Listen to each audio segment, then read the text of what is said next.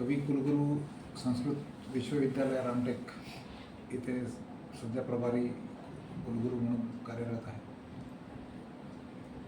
त्या प्रभाराअंतर्गत आज रत्नागिरी उपकेंद्राला भेट द्यायचा योग आला.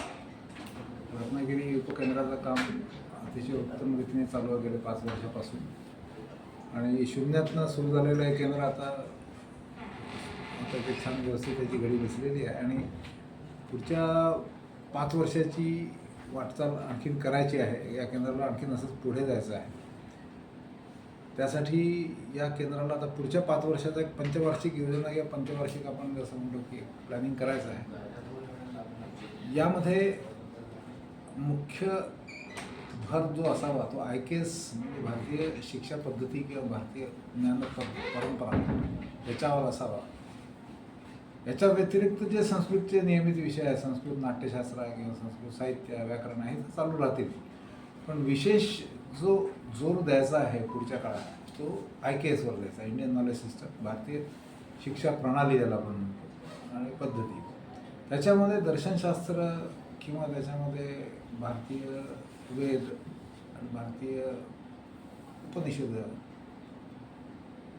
या सगळ्या गोष्टींचा वैज्ञानिक उहापोह व्हावा अशी इच्छा आहे. असा माझा विचार आहे की समाजापुढे उपनिषद किंवा दर्शनशास्त्र हे एक मोक्षाचा मार्ग म्हणून ज्या पद्धतीने आणल्या जातं तोही बरोबर आहे, पण तो एक वेगळा विचार आहे. पण मूलतः सर्व दर्शन, ती आस्तिक दर्शनं असो किंवा नास्तिक दर्शनं असो, भारतीय ज्ञान परंपरेत त्या सगळ्या दर्शनांचा मूळ उद्देश हा सृष्टीला समजून घेणे, सृष्टीचा उगम कसा झाला, सृष्टीची निर्मिती कशी झाली, पदार्थांची निर्मिती कशी झाली, हे आपण आधुनिक भाषेत म्हणायचं ते एनर्जी आणि मास यांचं क्रिएशन विश्वात कसं झालं याचा इनडायरेक्ट उहापोह या सर्व दर्शनशास्त्रांमधून.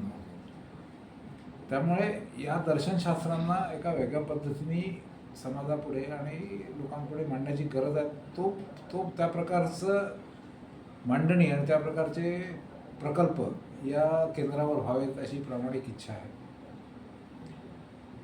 तसंच हे उपकेंद्र न राहता हे परिसर व्हावं, कारण की उपकेंद्र एक छोटी गोष्ट असते. उपकेंद्र म्हणजे व्याप्ती उपकेंद्राची कमी असते, पण उपकेंद्र नव्हता हे एक संस्कृत विद्यापीठ रामटेक याचं एक परिसर या रूपाने हे नावारूपाला पुढे यावं अशी प्रामाणिक इच्छा आहे. कारण इथे जे कार्य आहे आणि या भूमीत कोकणाच्या भूमीत अनेक संस्कृत विद्वान होऊन गेलेले आहेत आणि त्यामुळे या भूमी आणि इथल्या आजूबाजूच्या लोकांना याचा संस्कृत आणि संस्कृत ज्ञान आणि भारतीय ज्ञान परंपरा याच्याविषयीचा सोप्या भाषेत फायदा व्हावा आणि याचा प्रसार या भागात व्हावा यासाठी या उपकेंद्राला परिसर करण्याची गरज आहे. आणि त्या दृष्टीने जर काही असेल तर मी इथल्या संचालकांना जे प्राध्यापक दिनकर मराठे आहे यांना मी प्लॅनिंग मागितलेलं आहे. पुढच्या 5 वर्षात काय करायचं, याला पुढे कशी याची व्याप्ती वाढवायची आणि त्यासाठी जे काही आपल्याला मदत किंवा जी काही मदत विद्यापीठाकडनं लागणार आहे प्रशासकीय आर्थिक, ती जास्तीत जास्त प्रमाणात कशी देता येईल याची तजवीज मी करायचा प्रयत्न करतो आहे.